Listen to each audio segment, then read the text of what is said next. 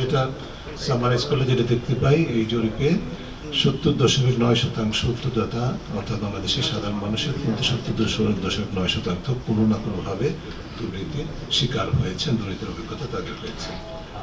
এর পাশাপাশি যেটা হয়েছে, আমরা যেটা দেখতে পাই সেটা হচ্ছে যে আমাদের যে খাতগুলো সবচেয়ে বেশি দুর্নীতিগ্রস্ত তার মধ্যে আছে পাসপোর্ট, অবশ্যই ধারাবাহিকভাবে সেটা হয়ে আসছে।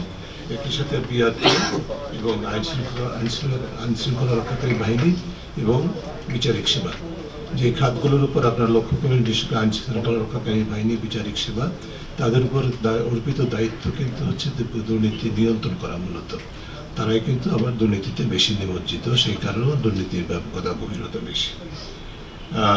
আমরা যেটা দেখতে পাই এবছর, যেটা আমি বলেছি ইতিমধ্যে, যে আমাদের সার্বিকভাবে কত ঘুষ লেনদেন করতে হয়েছে এবং এই জরিপের যে মেয়াদ, সেই মেয়াদে সেটা রিপিট করছি না।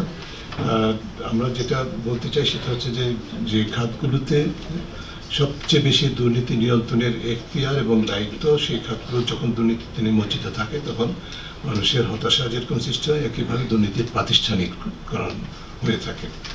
আরেকটি বিষয় সেটা হচ্ছে যে আমাদের তুলনামূলকভাবে যারা সুবিধাবঞ্চিত জনগণ, গ্রামাঞ্চলের জনগণ তুলনামূলকভাবে শহরাঞ্চলের তুলনায় বেশি দুর্নীতির শিকার হয়েছেন।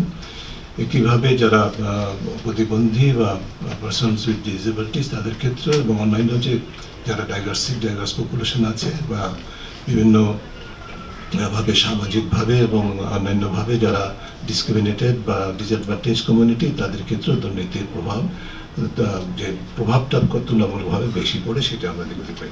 দুর্নীতির শিকার হয়েছে 70.2% খানা। আচ্ছা, এদের মধ্যে যারা ঘুষ দিতে বাধ্য হয়েছেন, দুর্নীতি বলতে শুধু ঘুষ না, অন্যান্য যেগুলো আমরা করেছি, ঘুষ, এদের মধ্যে যারা ঘুষ দিতে বাধ্য হয়েছেন তাদের 77.2% বলেছে যে ঘুষ না দিলে সেবাটা আমি পাবো না, সেবাটা আমি পাই না, এটা তাদের অভিজ্ঞতা। দুর্নীতির প্রাতিষ্ঠানিকরণের, ঘুষ লেনদেনের প্রাতিষ্ঠানিকরণের দৃষ্টান্ত, যে মানুষের অভিজ্ঞতা বলছে সেবা খাতে সেবা পেতে গেলে ঘুষ দেওয়া ছাড়া সেবা পাওয়া যায় না, এইটাই, এবং এটা বলছে 77.2% উত্তরদাতা।